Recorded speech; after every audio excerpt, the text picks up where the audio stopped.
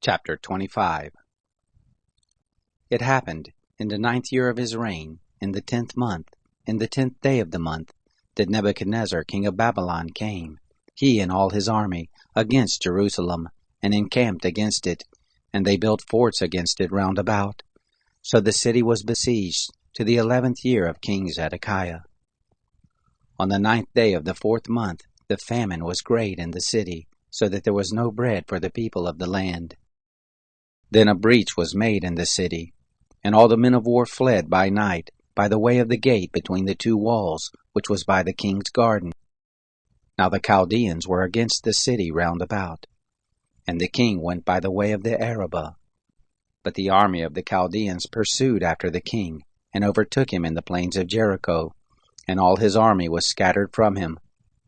Then they took the king, and carried him up to the king of Babylon to Riblah, and they gave judgment on him. They killed the sons of Zedekiah before his eyes, and put out the eyes of Zedekiah, and bound him in fetters, and carried him to Babylon. Now in the 5th month, on the 7th day of the month, which was the 19th year of King Nebuchadnezzar king of Babylon, came Nebuzaradan the captain of the guard, a servant of the king of Babylon, to Jerusalem. He burnt the house of the Lord, and the king's house, and all the houses of Jerusalem, even every great house he burnt with fire. All the army of the Chaldeans who were with the captain of the guard broke down the walls of Jerusalem round about.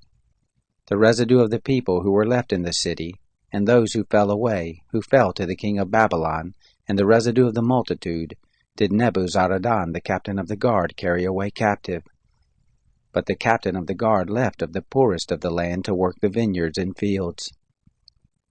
The pillars of brass that were in the house of the Lord, and the bases, and the brazen sea that were in the house of the Lord, did the Chaldeans break in pieces, and carried the brass of them to Babylon. The pots and the shovels, and the snuffers and the spoons, and all the vessels of brass with which they ministered they took away. The firepans and the basins, that which was of gold in gold, and that which was of silver in silver, the captain of the guard took away. The 2 pillars, the 1 sea and the bases, which Solomon had made for the house of the Lord, the brass of all these vessels could not be measured. The height of the 1 pillar was 18 cubits, and a capital of brass was on it, and the height of the capital was 3 cubits, with network and pomegranates on the capital around it, all of brass, and like to these had the 2nd pillar with networks. The captain of the guard took Sariah the chief priest, and Zephaniah the 2nd priest, and the 3 keepers of the threshold, and out of the city he took an officer who was set over the men of war, and 5 men of those who saw the king's face, who were found in the city, and the scribe, the captain of the host, who mustered the people of the land, and 60 men of the people of the land who were found in the city. Nebuzaradan the captain of the guard took them, and brought them to the king of Babylon to Riblah.